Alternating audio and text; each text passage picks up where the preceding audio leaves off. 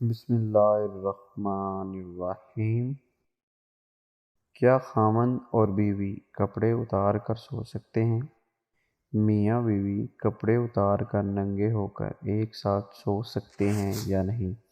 آج کی اس ویڈیو میں ہم یہی بتانے والے ہیں، کیونکہ اس طرح کی جو باتیں ہوتی ہیں وہ ایسی باتیں ہیں جو لوگ پوچھنے سے شرمندگی محسوس کرتے ہیں، اور اسی وجہ سے یہ نہیں جان پاتے کہ ایسا کرنا صحیح ہے یا غلط، اور اس کی وجہ سے وہ نہیں جان پاتے کہ یہ کام جو میں کر رہا ہوں یہ اسلامی نظریے میں صحیح ہے یا غلط۔ ایسی باتیں جو ہمارے لیے بھی آپ کے سامنے بیان کرنا ایک شرم و حیا کے خلاف ہے، لیکن دین کی باتوں میں کبھی شرمندگی محسوس نہیں کرنی چاہیے، کیونکہ اگر آپ کو ایسی باتیں جاننی ہے، آپ کو پتہ کرنا ہے کہ کیا اسلام میں جائز ہے یا نہیں، اور وہ شرم و حیا کے خلاف باتیں ہیں، تو پھر ایسی کیفیت میں اور وہ دین کی باتیں ہیں تو آپ وہ الفاظ استعمال کریں جو ادب کے الفاظ ہوں، ادب کے شبد کے ساتھ آپ کسی عالم دین سے رابطہ کریں اور ان سے پوچھیں، شرمندگی محسوس نہ کریں۔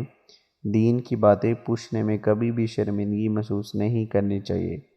تو میں آج آپ کے سامنے اس سے متعلق بتانے والا ہوں۔ آپ کو یہ بات بتانے سے پہلے کہ شوہر اور بیوی دونوں کپڑے اتار کر سو سکتے ہیں یا نہیں ایک ساتھ، اس سے پہلے میں آپ کے سامنے قرآن و مقدس کی آیت پیش کرنا چاہتا ہوں، جس سے اللہ رب العزت فرماتا ہے، یقیناً کامیاب ہیں وہ لوگ جو اپنی شرمگاہوں کی حفاظت کرتے ہیں، سوائے اپنی بیویوں کے اور لونڈیوں کے۔ ابن حزم رحم اللہ تعالیٰ کہتے ہیں، مرد کے لیے اپنی بیوی کی شرمگاہ دیکھنا حلال ہے۔ بیوی اور لونڈی جن سے جمال کرنا حلال ہے، اور اسی طرح وہ دونوں بھی مرد کی شرمگاہ دیکھ سکتے ہیں۔ اصلاً اس میں کوئی کراہت نہیں۔ اس کی دلیل وہ مشہور حدیث ہے، ام المومنین عائشہ، ام سلمہ اور میمونہ رضی اللہ تعالی عنہا سے مروی ہے۔ وہ بیان کرتی ہیں کہ وہ نبی صلی اللہ علیہ وآلہ وسلم کے ساتھ ایک ہی برتن میں غسل جنابت کیا کرتی تھیں۔ ام المومنین میمونہ رضی اللہ عنہا کی حدیث میں ہے کہ نبی اکرم صلی اللہ علیہ وآلہ وسلم چادر کے بغیر تھے، کیونکہ حدیث کے الفاظ یہ ہیں کہ نبی اکرم صلی اللہ علیہ وآلہ وسلم نے اپنا ہاتھ برتن میں داخل کیا اور پھر اپنی شرمگاہ پر پانی بہایا اور اسے اپنے بائیں ہاتھ سے دھویا۔ اگر میاں بیوی کپڑے اتار کے سونا چاہتے ہیں ایک ساتھ چمٹ کر لگ کر، تو پھر ایسی کیفیت میں شریعت میں ناجائز گناہ اور حرام نہیں ہے۔ اگر سونا چاہتے ہیں دونوں میاں بیوی کپڑے اتار کر سو سکتے ہیں، لیکن یہ ادب کے خلاف ہے، اور میں آپ کو بتانا چاہتا ہوں کہ بس آپ اتنا ہی نہ سنیں، بلکہ اس کے بعد جو باتیں میں آپ کو بتانے والا ہوں بہت ہی زیادہ اہمیت رکھتی ہیں۔ جب ضرورت پڑے تبھی ننگا رہنے کی کوشش کرو، ضرورت کے بغیر ننگا نہ رہا کرو، کیونکہ اس وجہ سے نبی پاک علیہ الصلاۃ والسلام فرماتے ہیں کہ تمہارے درمیان مقدس فرشتے موجود ہوتے ہیں۔ تو جب اللہ کے مقدس فرشتے تمہارے درمیان موجود ہیں تو پھر ایسی کیفیت میں ان کی تعظیم و تکریم، ان کا اکرام کرنا یہ ہم پر ضروری ہے۔ اس وجہ سے ہمیں ہمیشہ کپڑے کے ساتھ رہنا چاہیے۔ ہاں، جب ہم بیت الخلاء جاتے ہیں یا ہم بستری کرتے ہیں تو ایسی کیفیت میں وہ مقدس فرشتے جدا ہو جاتے ہیں۔